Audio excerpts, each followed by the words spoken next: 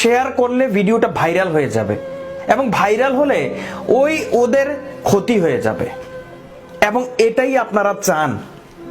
কারণ আপনারা যখন আরানির ফুতাইতে ভিডিও বানায়, যে ভিডিও আমাদের সমাজের কোনো কাজে আসে না, ইসলামকে বিকৃত করে, অপসংস্কৃতি ছড়ায়, সেই ভিডিওই আপনারা শেয়ার করেন এবং সেখানে মিলিয়ন মিলিয়ন ভিউজ, তারা আরো উৎসাহিত হচ্ছে।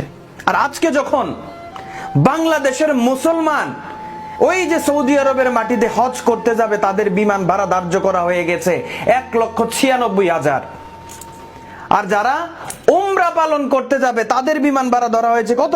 1,00,000। আর যারা ঘুরতে যাবে সৌদি আরবের মাটিতে, তাদের জন্য বিমান ভাড়া ধার্য করা হয়েছে 60,000। এই কথা যখন বজ্রকণ্ঠে টিপু চৌধুরী আওয়াজ তুলবে, এই ভিডিও চলবে না, শেয়ার চলবে না। ভাই, আমরা এরপরেও দাবি করি, নিজেদেরকে এরপরেও মুসলমান হিসাবে দাবি করি।